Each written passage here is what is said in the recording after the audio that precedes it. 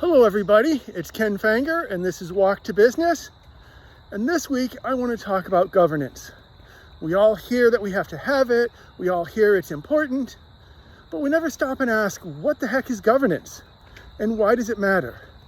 So I want to take, as we kind of talk through this, and give you why governance is governance, what it's really there to do, and why you would want to have it, even when sometimes it feels like it's too much. So I want to start with this, and you all know that if you've been following me, I talk a lot about AI governance and why we should have that. So governance is just a measurement for trust. That's it, that's all it is. How do I know something is doing that I thought it was going to do? And that is so important as you go forward. So I want to start with this first story because we kind of forget that governance is there whether we realize it or not. So I was working for a pharmaceutical company a long time ago, and I was the person in charge of the networking system.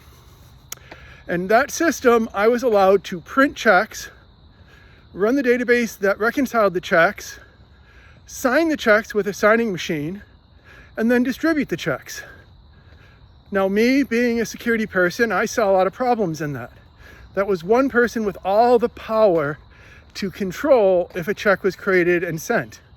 And the only time they'd find out that it was wrong was at the end of the month when they did a reconciliation. And so I went and I took this to them. And their answer was, well, Ken, we trust you. And at the time I thought that was strange, but I now realized that was a form of governance. I was the governance. They trusted me to be trustworthy and honest. And I wouldn't have brought it to him if I wasn't. But the disadvantage in that is that only works if I stay. And usually companies don't keep somebody forever. In fact, I'm going to give you another example. I'm working with a group and they had a situation where they have wonderful people, but the people were just trusted to do what needed to be done. And one of those linchpin people unfortunately died because of an accident. And then things were thrown into chaos. But it was not because anybody was intentionally doing harm or trying to do anything. And it was also because when people do stuff well, we trust them. We believe in them. We let them do what they're doing. And that is a form of governance. The problem is the world can take that away in a heartbeat. And that's why you have to think about governance more as a system to help you. But I will tell you this also, that system has to be able to balance. When you do governance, it's not just to control everything, because you can't control everything. You need to let people have the ability to achieve what they need to achieve, but give them some rails to run in so that they know how to get there, so that they know what happens. And if something goes wrong, you want to give them a way to find themselves back to that trusted place. So let's talk a little bit about AI governance, because I've heard a lot of people that have told me, oh, it works great, I trust it. This is wonderful. I know it's doing good, I've seen it. And that is great. And AI does wonderful, but it doesn't stay wonderful. I was talking with Anna just recently and her phenomenal post on AI, and I talked about AI drift. AI starts to change its behavior over time. So it is not deterministic, meaning I know if I do these 5 things, I'm going to get this output.